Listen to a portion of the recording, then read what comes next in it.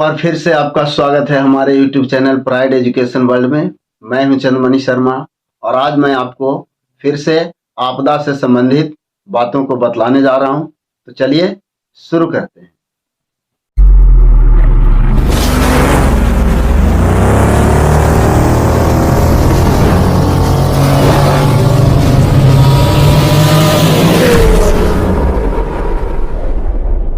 बच्चों, किसी क्षेत्र में आपदा आने के पूर्व याद रखी जाने वाली महत्वपूर्ण बातों को मैं बताता हूं।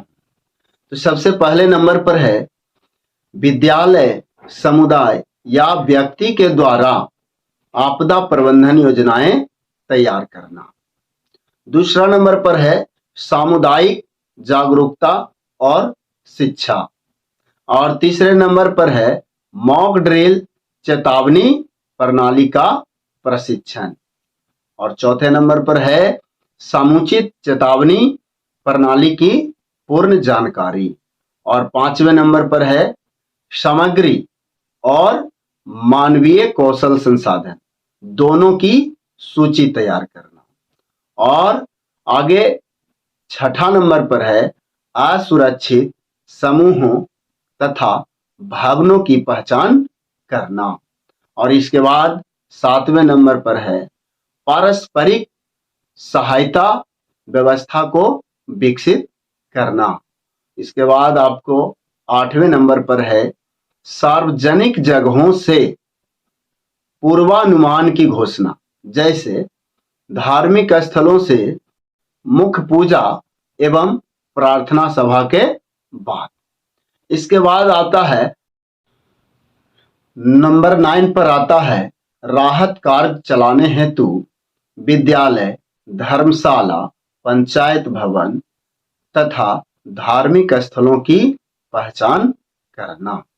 बच्चों, अब मैं इसको बारी बारी से फिर से समझाता हूं कि सबसे पहले देखिए कि जैसा कि हम जिस क्षेत्र में जानते हैं कि किसी क्षेत्र में अमुक समय में यह घटना घटती है यानी आपदा आती है, तो उसी के अनुसार विद्यालय स्तर पर या समुदाय के स्तर पर अथवा व्यक्तिगत तौर तरीके से व्यक्तिगत रूप से हमें प्रबंधन की योजना को तैयार करना होगा। उसके बाद दूसरे नंबर पर था, उसको ये समझिए कि सामुदायिक जागरूकता और शिक्षा, यानी सामुदायिक स्तर पर सभी को जागरूक करना होगा, उन्हें शिक्षित करना होगा। और उसके बाद मैंने बतलाया तीसरे नंबर पर कि मॉक ड्रिल चेतावनी प्रणाली का प्रशिक्षण, यानी लोगों को मॉक ड्रिल की चेतावनी जो होती है, पहले चेतावनी के लिए जो है मॉक ड्रिल करना है। मॉक ड्रिल होता है फॉल्स, झूठा। ये झूठे तौर पर, काल्पनिक तौर पर हमें एहसास दिलाना होता है कि ऐसा घटना घट जाएगा तो हमें क्या करना होगा। तो ये होता है मॉक ड्रिल चेतावनी प्रणाली का प्रशिक्षण। इसके बाद मैंने बताया कि समुचित चेतावनी प्रणाली का प्रशिक्षण। अब लोगों को समुचित तरीके से, जब मॉक ड्रिल हो जाएगा उसके बाद सभी लोगों को समुचित तरीके से प्रशिक्षित कर देना होगा कि आखिर अगर ऐसा घटना घट जाए तो हमें क्या करना होगा, सभी को मिलजुल करके। इसके बाद मैं आपको बताया सामग्री, चाहे तो कोई भी सामान हो या जो कुछ भी हमें आपदा में काम आने वाला, आपदा के समय काम आने वाला जो वस्तु है उसकी सूची तैयार करना। और मानवीय कौशल कि कौन सा व्यक्ति कौन से कार्य को करेगा। ऐसा नहीं है कि जो इसको तैरना नहीं आता है और उसको हम किसी को क्या बोलते हैं बाढ़ के समय में उतार दें बचाने के लिए नदी में, तो बचाएगा क्या, वो तो वो खुद ही डूब जाएगा। तो ऐसा नहीं, इसीलिए कहा जाता है मानवीय कौशल, यानी जो प्रशिक्षित हो, जो जिस क्षेत्र में प्रशिक्षित हो उसी को उस जगह पे इस्तेमाल करने के लिए सबसे पहले हमें सूची को तैयार करना होगा। इसके बाद हमने बतलाया आपको कि असुरक्षित समूहों और भवनों की पहचान करना, यानी कि असुरक्षित भवन का मतलब आप तो समझ ही गए होंगे कि असुरक्षित भवन जैसे कोई मकान बहुत पुराना हो, काफी सालों से नहीं खुला हो, उसमें विभिन्न प्रकार के जीव जंतुओं का निवास हो गया हो, कीड़े मकोड़े का निवास हो गया हो, जो हमारे लिए नुकसानदेही हो सकते हैं। या मान लीजिए वो भवन जर्जर है, वहां हम लोग गए और वो पता चला कि गिर गया, तो उससे भी हमें नुकसान होगा।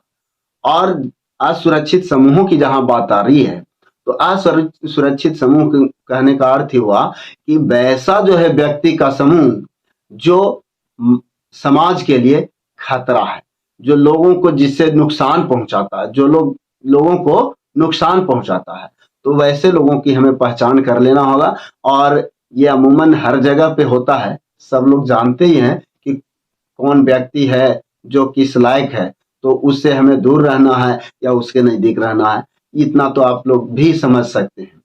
इसके बाद मैंने बतलाया आपको कि पारस्परिक सहायता की भावना को विकसित करना, यह सबसे जरूरी है कि सभी लोगों को, चाहे वो किसी भी धर्म या किसी भी जाति के हों, किसी भी मजहब के हों, आपको ये उस समय ये नहीं देखना है कि ये तो फलान जो है मजहब का है, ये फलां जाति का है, या ये तो हमारा दुश्मन है।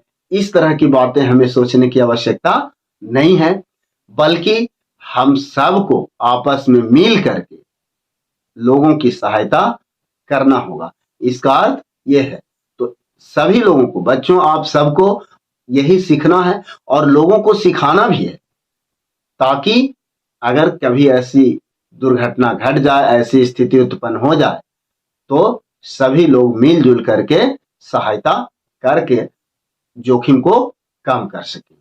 इसके बाद मैं बताया आपको सार्वजनिक स्थलों, जैसे कि धार्मिक स्थल होता है, वहां से पूजा के बाद या प्रार्थना सभा के बाद पूर्वानुमान की घोषणा करना।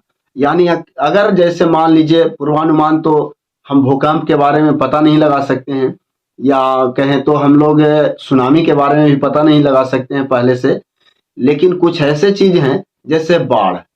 अब बाढ़ का जब मौसम खराब होता है किसी क्षेत्र में, तो वहां पर बाढ़ आने की संभावना बढ़ जाती है। अब सुखाड़ ऐसा नहीं है, एक दिन में नहीं आता है, इसके लिए पहले से ही चेतावनी मिल जाती है। बरसात कम होने लगती है, वहां जो है क्या बोलते हैं, भूजल स्तर नीचे चला जाता है, इसके लिए हमें पहले से ही तैयार रहना होगा। तो ये पूर्वानुमान की घोषणा, या कहीं मान लीजिए समुद्र के किनारे से चक्रवात उत्पन्न हो रहा है, गर्मी के दिनों में स्थल खंड में लू उत्पन्न हो रहा है, तो ये सब जो है एक प्रकार का आपदा है। तो इनके बारे में हम पूर्वानुमान की घोषणा कर सकते हैं, लोगों को बतला सकते हैं।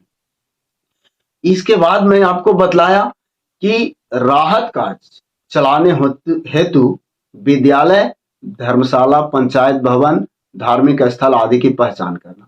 तो इसके लिए ये तो समझ ही गए होंगे आप सब लोग कि धार्मिक स्थल हो, चाहे विद्यालय हो, चाहे गांव का पंचायत भवन हो, या नगर का नगर पंचायत भवन हो। वैसे बहुत सारा नगर भी होता है, वो भी सुरक्षित नहीं होता है, क्योंकि वहां भी नदियां होती है, या नाला भी होता है, उसमें भी उफान कभी कभी आ जाता है, जिससे भी नुकसान होता है। इसके अलावा और भी विभिन्न प्रकार की दुर्घटनाएं घटने की संभावना भी हो सकती है।